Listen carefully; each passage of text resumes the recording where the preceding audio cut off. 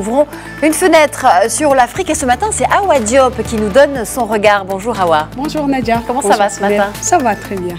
Alors, vous nous emmenez au Sénégal ce matin pour parler de pêche artisanale. Alors, on va dans la capitale, Dakar, un secteur qui contribue donc à la sécurité alimentaire et où des femmes jouent un rôle primordial. Alors, elles font un peu de tout, elles sont transformatrices de produits halieutiques. Certaines d'entre elles pratiquent même la pêche en apnée, Hawa. Vous l'avez dit Nadia, elles interviennent dans la transformation, la conservation et la distribution des produits halieutiques. Beaucoup d'entre elles vont désormais en mer pour la pêche. C'est le cas dans la communauté de Ngor où des femmes pratiquent la pêche au plongeon. Elles se retrouvent en apnée sous l'eau pour cueillir des produits halieutiques en tout genre. Une technique originale qui leur fait vivre ainsi que leur famille. Nos reporters Ndeye Maridja et Sanoussi Sané sont allés à leur rencontre. Je vous propose de suivre ce reportage. Elles sont très discrètes quand elles vont en mer pour éviter d'attirer l'attention des curieux. Originaires du village traditionnel des pêcheurs de Ngor, ces femmes, pour la plupart des sexagénaires, n'ont pas dérogé à la règle. Elles ont choisi de faire de la pêche, mais pas la moindre. Elles plongent au fond de l'eau pour pêcher des oursins, des alpes et autres fruits de mer. La pêche a été un peu fructueuse. On a eu des oursins et autres fruits de mer. On peut cuisiner différents plats avec. Ces femmes s'attellent à ces tâches pénibles et dangereuses vu leurs moyens rudimentaires. Elles plongent en apnée, c'est-à-dire sans bouteille d'oxygène, mais avec le juste minimum. Et cela impressionne plus d'un.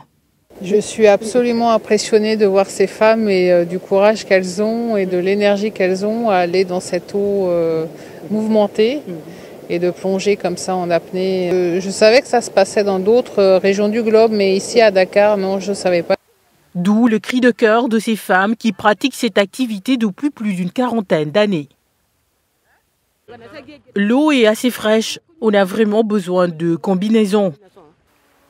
Leurs captures, parfois très maigres, sont également cédées à des étrangers à des prix dérisoires.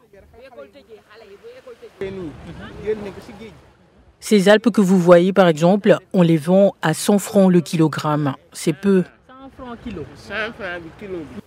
Aujourd'hui, grâce au peu qu'elles gagnent, elles aident leur mari et assurent certaines dépenses.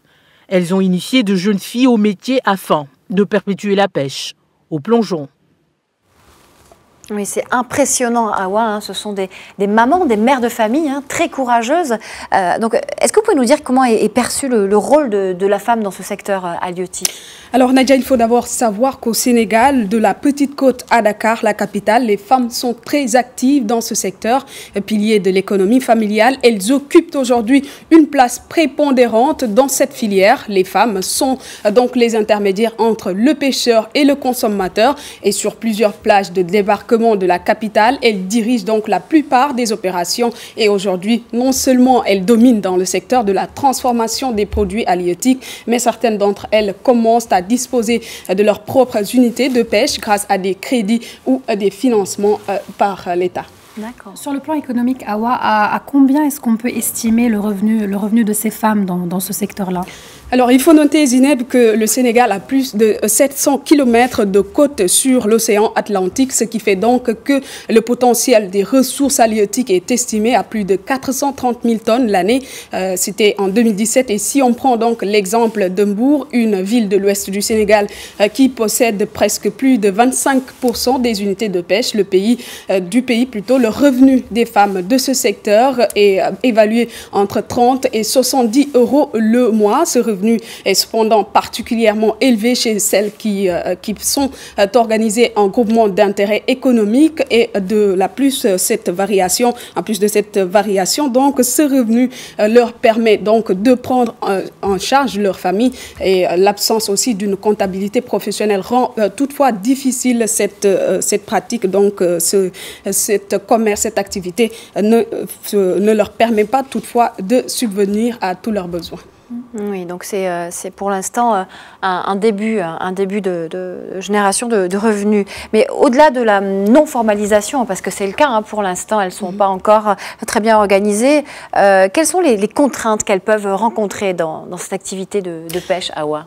Bon, malgré l'importance du rôle social de ces femmes dans cette activité, Nadia, elles sont souvent confrontées à des problèmes qui entravent donc le développement de leurs activités, bien qu'actuellement le groupement d'intérêt économique soit apparu comme un type d'organisation pour faciliter leur accès au crédit. Il manque souvent des structures d'encadrement, de sensibilisation et de formation. Le manque d'espace de stockage, par exemple, adéquat, réduit leurs revenus. À cela donc s'ajoute le manque de transport qui complique souvent l'écoulement de leurs produits est le défi le plus prioritaire aujourd'hui est encore comment assurer leur sécurité en mer, parce que devant toutes ces difficultés, il est donc nécessaire d'organiser ces femmes de manière qu'elles puissent affronter les aléas du secteur et pour mieux promouvoir leur autonomie financière dans ce secteur qui est la pêche. Un secteur vital donc au Sénégal. Merci Hawa. Merci et donc un coup de chapeau pour ces femmes plongeuses, ces mères. Elles sont très braves.